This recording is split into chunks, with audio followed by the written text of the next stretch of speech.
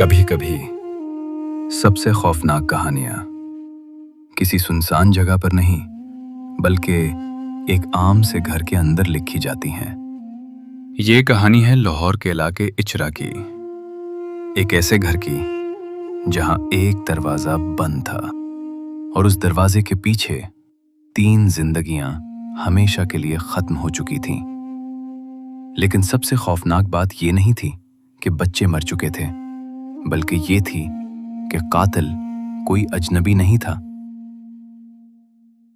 आइए इस कहानी को समझने के लिए सबसे पहले इस खानदान को समझते हैं। ये एक छोटा सा खानदान था जो लाहौर के इलाके अच्छरा में एक किराए के फ्लैट में रहता था। उस घर में कुल 7 अफराद रहते थे। शौहर रमजान, बीवी रिदा, उनके 3 बच्चे और रमजान के वालिदैन। और ये सब सिर्फ 2 कमरों में रहते थे। रमजान एक मजदूर था और उसकी माहाना आमदनी तकरीबन 30,000 रुपए थी।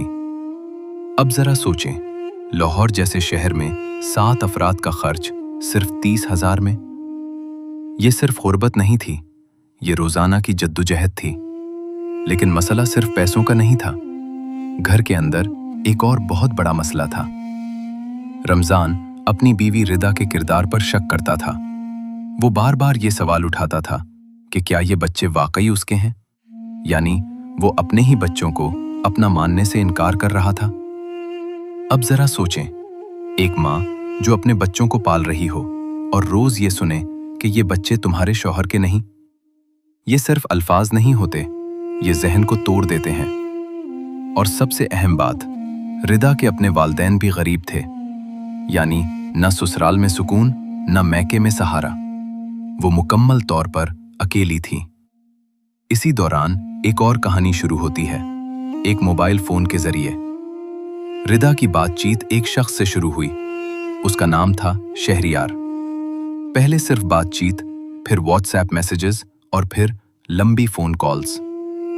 ये कॉल्स इतनी ज्यादा हो गईं कि उनकी तादाद 746 तक पहुंच गई। ये सिर्फ नंबर नहीं थे, ये एक ताल्लुक था जो आहिस्ता आहिस्ता गहरा होता जा रहा था। मजीद तफ्तीश में यह भी सामने आया कि शहरियार रिदा को पैसे भी भेज रहा था।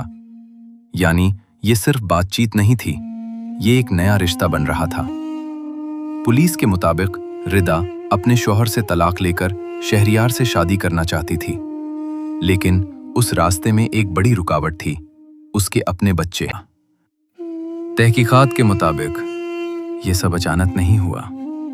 वाक़े से एक दिन पहले रिदा बाजार गई और उसने एक छुरी खरीदी।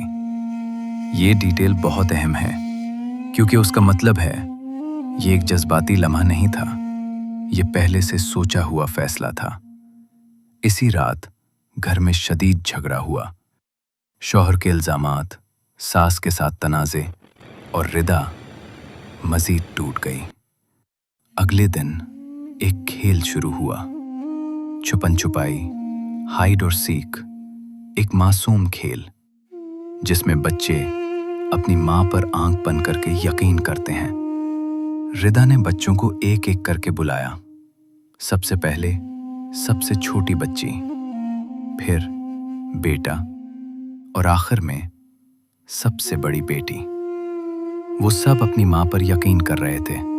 उन्हें अंदाजा भी नहीं था कि ये उनकी जिंदगी के आखिरी लम्हे हैं।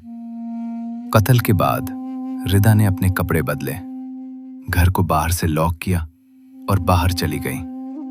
फिर वापस आकर ऐसा जाहिर किया जैसे कुछ हुआ ही नहीं। पड़ोसियों को बुलाया और रेस्क्यू को कॉल की गई। यहां तक कि उसने इल्जाम अपनी सास पर डालने की कोशिश की। अब शुरू होती है असल कहानी, तफ्तीश। पुलिस जब मौके पर पहुंची तो सब कुछ आम लग रहा था, लेकिन एक डिटेल ने पूरा केस बदल दिया। 2 बच्चों के हाथ में चाकू रखा हुआ था।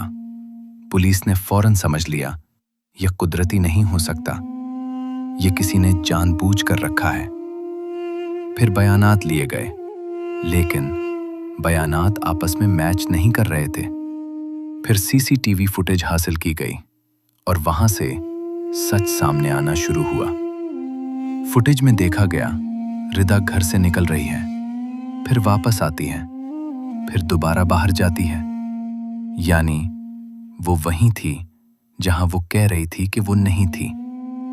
फिर पुलिस ने मोबाइल डेटा हासिल किया, 746 कॉल्स और माली लेन देन। अब सच छुप नहीं सकता था। सख्त तफ्तीश के बाद रिदा ने एतराफ कर लिया। पुलिस ने शहरियार को भी गिरफ्तार कर लिया, जबकि शौहर रमजान को सबूत ना होने पर छोड़ दिया गया।